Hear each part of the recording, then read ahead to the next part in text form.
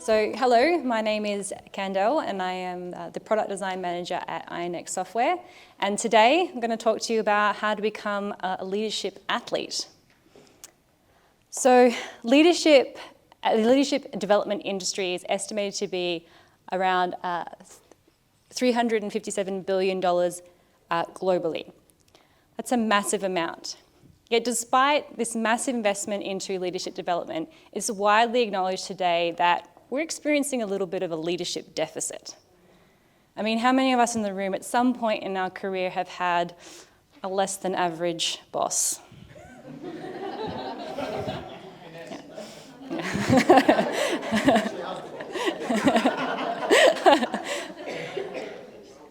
And I mean, just looking at the show of hands, I think it's safe to say that we've all had that experience at some point.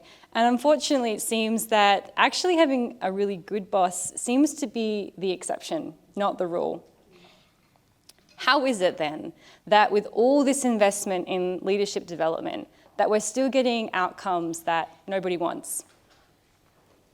Well, systems theory tells us that persistent problems like this are not the result of any individual or element within a system or any individual person, but rather the outcome of a poorly designed system.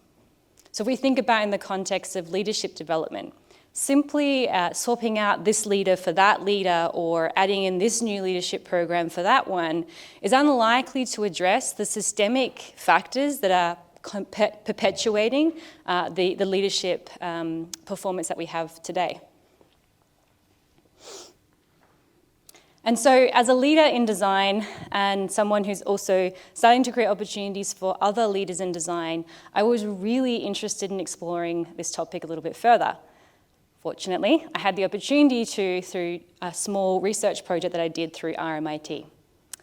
And so over a couple of weeks, I conducted a really short research project, a mixed method approach combining desktop and ethnographic research with a small sample of leaders in design. And it was an exploration, beginning exploration into the systemic factors that are influencing the development and practice of leadership and design. So with this project, even though the project was about understanding the systemic influences, it was really important that I had like a baseline now for what is good leadership. So naturally, being quite the nerd that I am, I scoured all of the different leadership models to try to understand what was out there to get a baseline. And I came across the conscious leadership model. Now, what really stood out in the conscious leadership model for me that I quite liked was it was really focused on cultivating these interior conditions of openness, curiosity, and a commitment to learning. All factors that are quite explicit in creating great design outcomes.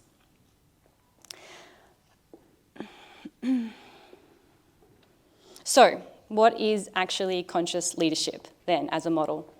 Well, conscious leadership is defined as a leadership model that focuses on cultivating the interior and external interior conditions for expanded states of consciousness and self-awareness that cultivate a culture of we rather than a culture of me.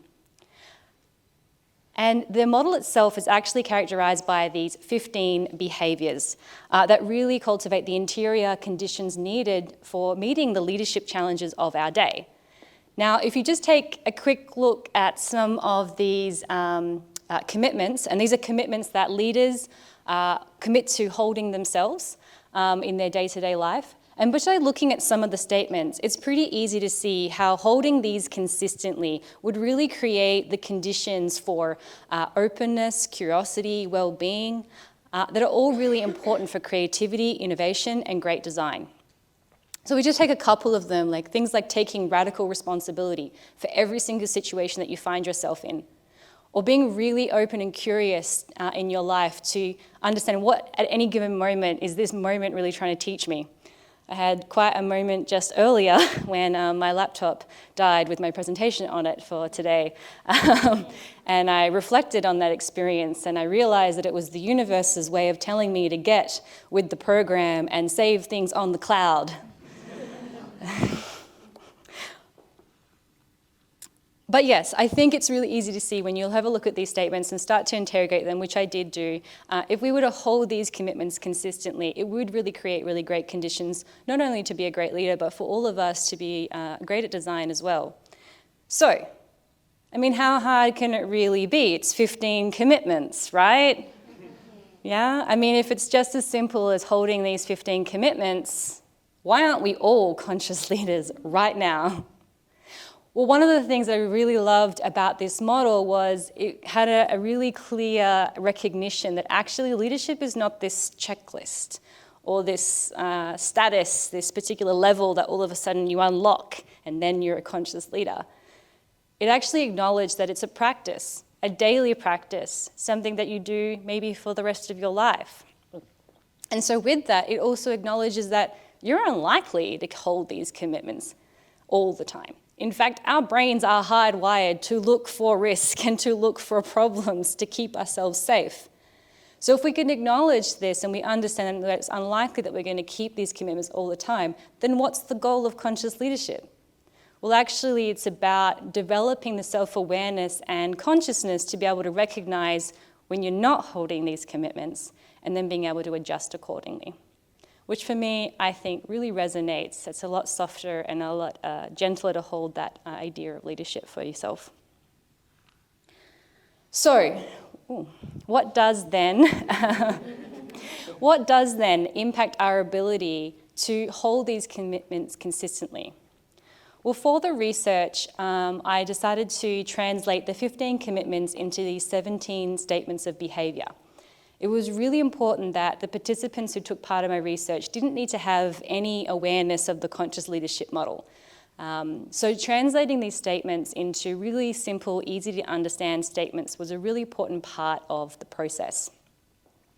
And then from there, what it enabled me to do was to conduct a series of semi-structured interviews where I used a combination of inductive questioning techniques and reflective practice activities to be able to understand what were the lived experiences of these aspiring conscious leaders in their leadership development. And from there, I was able to then map all the different factors at the individual level, at the micro, at the meso, and the macro level that were impacting these leaders in their ability to show up and hold these commitments consistently. So, here's what I found. One of the patterns that really emerged immediately from the data was this real strong tendency of self-leadership. All the conscious leaders that I interviewed really highlighted this importance of self-reflection, self-awareness, developing practices that would enable them to reflect, or even meditative practices that would help keep them mindful and grounded. And this pattern in these leaders of self-leadership per se is actually really common if we start looking at, is really an emerging area of literature that's gained a lot of traction in the last little while. So if we just look at some of the emerging books and different thought leaderships that are around this, and you may know some of these books, but they really talk about the importance of self-leadership. Understanding your values, understanding, which I know Niall spoke about before as well, and really making sure that you put in place the practices to take care of yourself first. Because if you can't take care of yourself first, maybe you're not going to be in a position to be able to be a good leader and show up for others as well. So this was really an important factor that came out. Another one that they called out was taking the time to actually just take care of themselves as a person. So eating well, exercise, taking time for rest. There was a common pattern with the participants that I interviewed that said they could see a direct correlation from when they'd failed to be able to look after themselves and then how they were actually able to show up. So this is a really strong pattern and a strong theme and definitely well supported by a lot of emerging literature and text. But then if we go a little bit outwards and take a look at some of the outer layers, we start to see a really rich picture emerge. So probably some of the biggest factors that actually influenced conscious leaders' ability to show up and hold those commitments were actually in the macro layer. So notably, the visibility of these alternative leadership styles as even an option to consider was a really big factor. But then even at that level, people's understanding of conscious leadership, I mean, what even is this, right? Now, this makes a lot of sense, these themes that came out, because it's really well supported by a lot of human development theories that kind of argue that if we're not first able to see an alternative way of doing something and approaching things, then we are just likely to perpetuate the things that we do see. So it's actually really important that we can see these alternative approaches to leadership in our environment for us to then consider and aspire to do things differently, basically.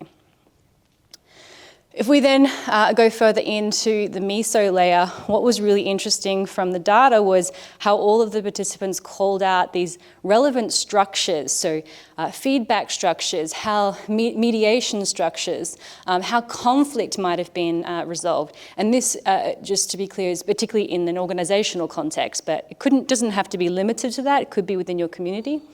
But these structures came up as being a really big factor in their ability to show up and hold the commitments. And if we just take an example of, say, one of them, like the first one, taking radical responsibility for every single situation that you're in. Sounds like a really important commitment, but you can start to really clearly see that the existence or the health of some of these structures would really have a really big impact and could make it really difficult for someone to really, truly take responsibility. In some cases, it could make it quite risky as well for your career. So we can start to see then that there's some of these structures having that compounding effect.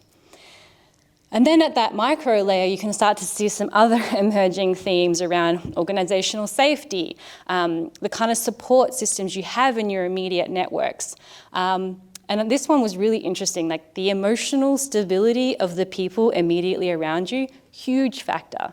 And so it doesn't necessarily have to only be in the workplace, but what about in your personal life, in your social networks? If you have a lot of different things happening for the people immediately around you, and that's challenging for them, that impacts you as well. And so I think that was a really interesting piece that came through, that all of the participants highlighted that having, I guess, an awareness of what was going on in their microsystem and having the awareness to understand that that impacts them was a really, really interesting a pattern that emerged.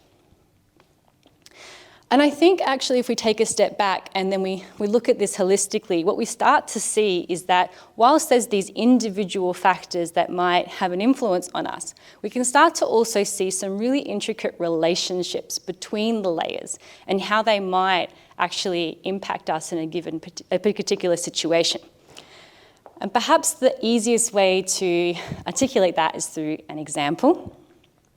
So let's take a completely fictitious example.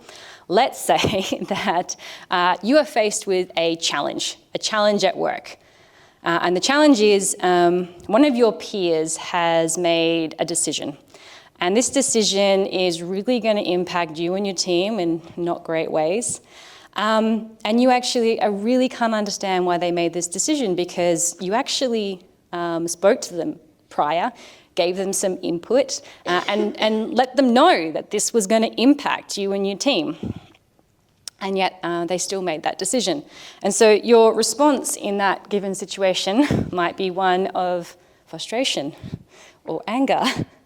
And so in that, you decide, I'm going to go have a conversation with this said peer and ask them, like, I guess, not confront them, but challenge them, or ask them, hey, did you know this decision is going to have this impact?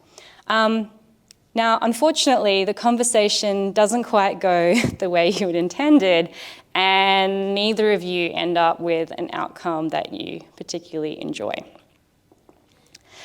One of the things that was highlighted through a very simple, very generic example that I'm sure at some point many of us have had this happen, or some flavour of it, but one of the things from the data that came out was one of the things that was really a big factor in determining how someone responded to a situation was this idea of self-regulation.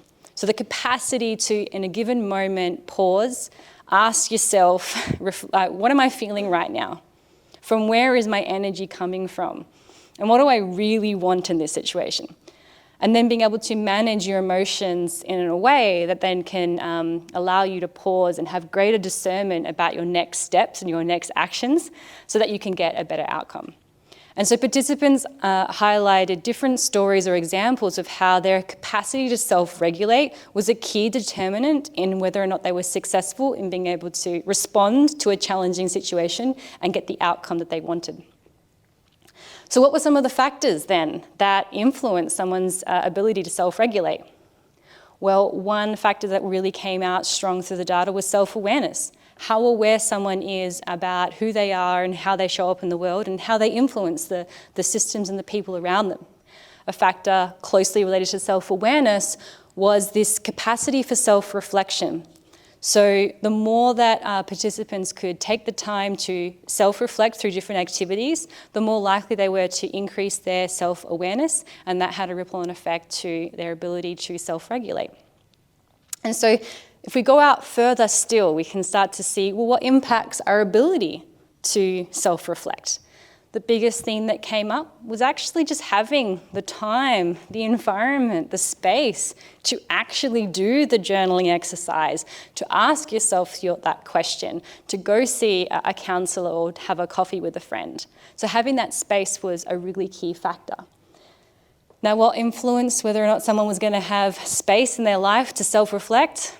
One of the things that came through as a strong pattern was actually having established structures in place, reflective practice and structures in place, greatly increased their likelihood to actually do the self-reflection.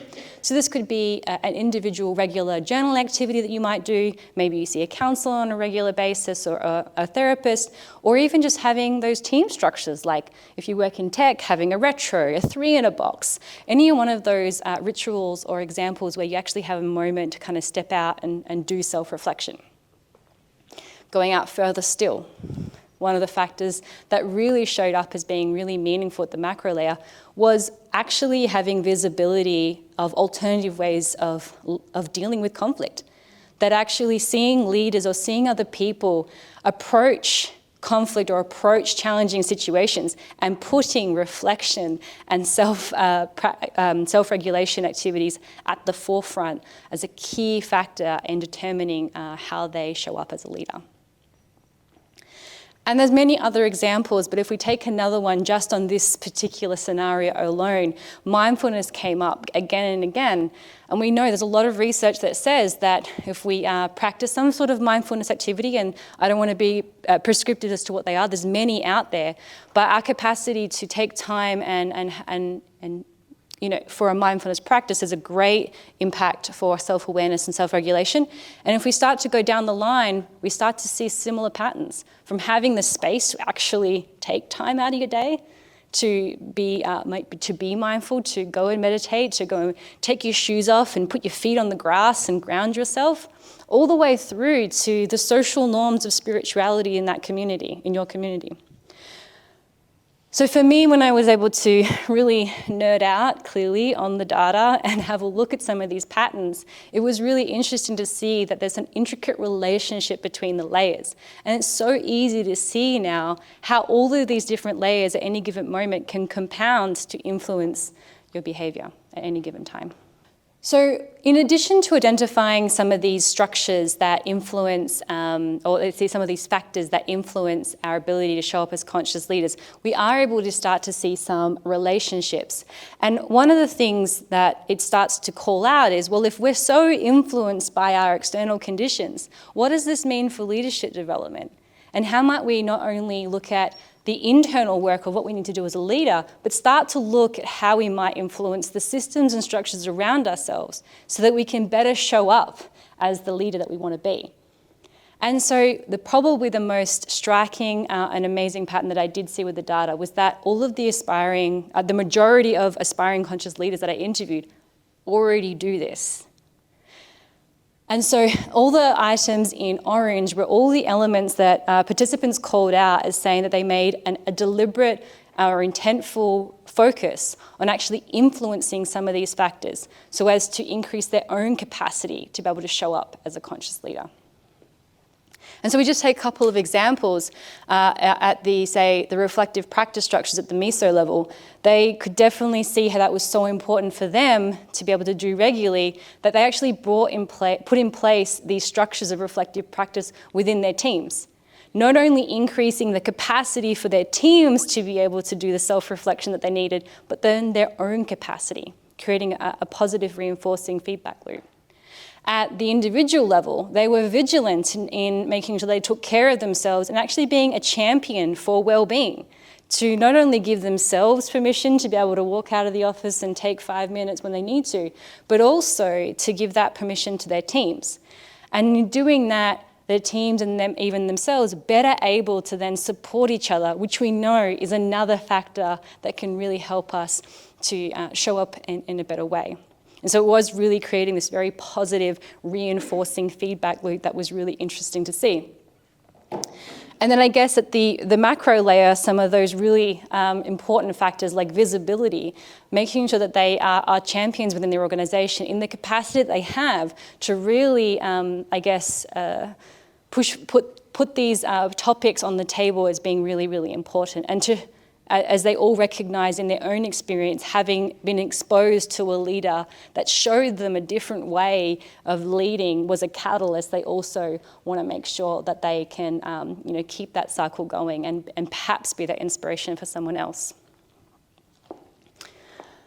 One thing that I wanted to call out that I thought was really interesting, and I wasn't going to say anything, but then from Niall's presentation earlier, you'll notice that in the middle of the individual section, the biggest number one influencer of our of the participants'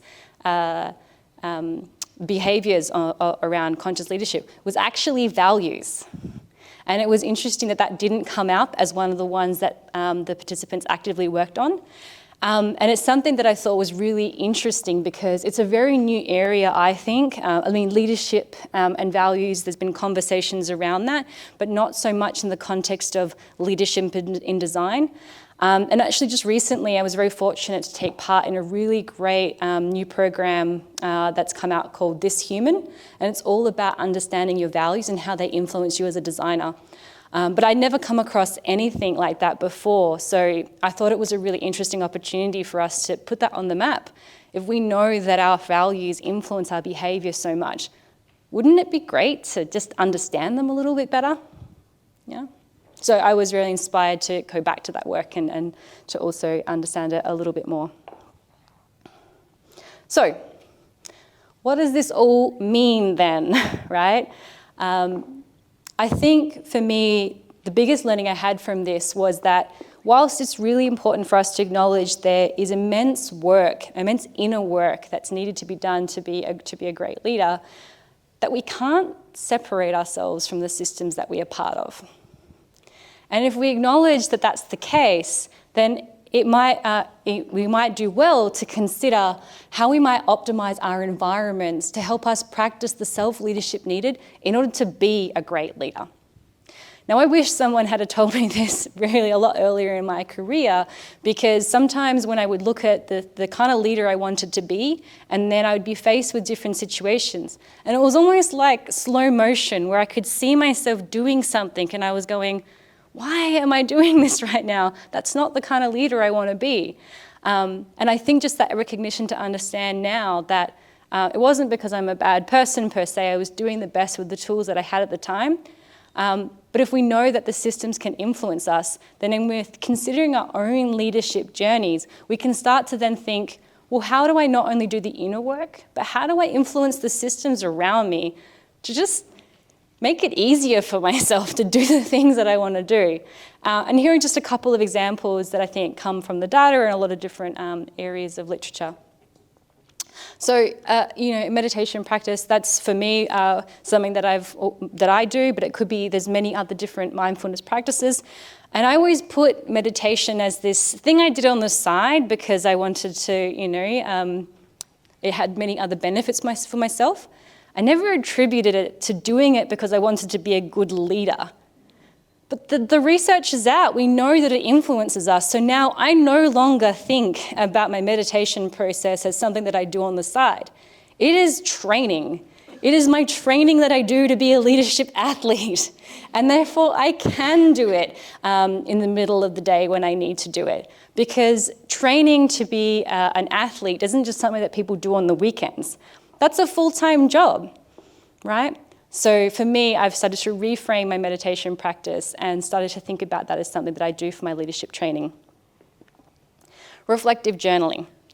How many of us have started at some point or wanted to start some sort of reflective practice through journaling, right? How many of us have stopped? Yeah. This is something, and look, there are many different reflective practices out there. Journaling is just one of them. And yeah, I guess for me, again, I always put this on something on the side. But if I want to really be serious about performing as a leader, maybe this needs to be part of my leadership training, right, as a leadership athlete. So actually taking the time between meetings to be able to, write down some thoughts or take time at the end of the day and know that there's something that I can do. Which leads into this one. This is a biggie. Right? We wish. And this is so common and kind of in some context feels like a real luxury, a real privilege, a real affordance. And I totally get it. It is. But if we reframe and understand that we're not just here to be a leader sometimes, maybe we want to when it's convenient, when we're not facing really big challenges, and understand that this is a daily practice, we cannot afford not to put in place this time.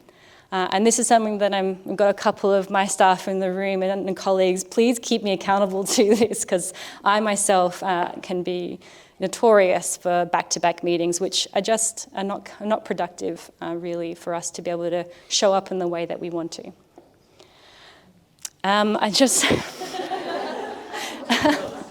It's very, very specific food groups, but I guess I kind of wanted to give an example, like what we eat. I mean, it plays a big role. We know we want to eat well because maybe we want to, feel a certain way or look a certain way, but I've reframed this now. Now I eat in certain ways because I know it's going to help my brain work well. Just recently we had a brainstorming day where we all got in a room and we were understanding what's our operating model, and there was cakes and there was pastries and all these chocolates. And for the first time, I really said, okay, I'm just gonna put away a quarter of that donut for the afternoon. And everyone's like, ooh, you don't wanna eat the carbs and the sugar. And I was like, no, it's got nothing to do with that. I'll take a jam donut any day. But I need my brain to work. And I'm gonna have a massive sugar high in the morning if I eat this now, and then I'll crash and not be able to contribute anything meaningful to anyone for the rest of the afternoon. So, I mean, that's my personal choice, but I mean, thinking about your food in the context of how it helps you perform could be a really interesting way that we start to think about ourselves not as just leaders sometimes, but leadership athletes. And I think then there's many more examples, but one of the final ones I wanted to mention around these reflective practice structures. Working in a tech company, it's actually quite easy to be able to have these in place already. Sometimes we don't always use them to the best of our ability, but they're there. These are rituals that you can put in place in your organization to make reflection and all those things, not this kind of side gig or make it actually a first-class citizen that we can spend time in our day really working on. And this is another one, sorry, I thought that was the last one, but a leadership coach. I once, upon a time in my career, thought to myself, I'm really struggling in the role that I'm in, and I feel like I need some advice. And so I talked about getting a leadership coach to maybe help me. And I was discouraged quite heavily by the people around me at the time. And I did, unfortunately, listen to them. And I reflect on that now, and I'm like, that was probably, in hindsight, not the best thing to do. I think there was a perception that, like, why do you want to go and talk to someone who will just tell you the things that you already know? Well, maybe because I need to be told them again. Because it's so hard sometimes to always be consistent and action all of the things that we know that we should do, but are actually really difficult to do. And so a leadership coach, they could be paid, they could be informal, they could just be a friend, but someone who can just, smile at you nicely when you're ranting about a problem that you're having and just kind of politely remind you of all the things that you do already know, but probably aren't acting on right at that moment. And so I think this is, again, sports athletes, they know the mechanics of their game. They know the rules. They don't need someone to come in there and tell them that. But they still get coaches. And they're very picky about who they get to be their coaches.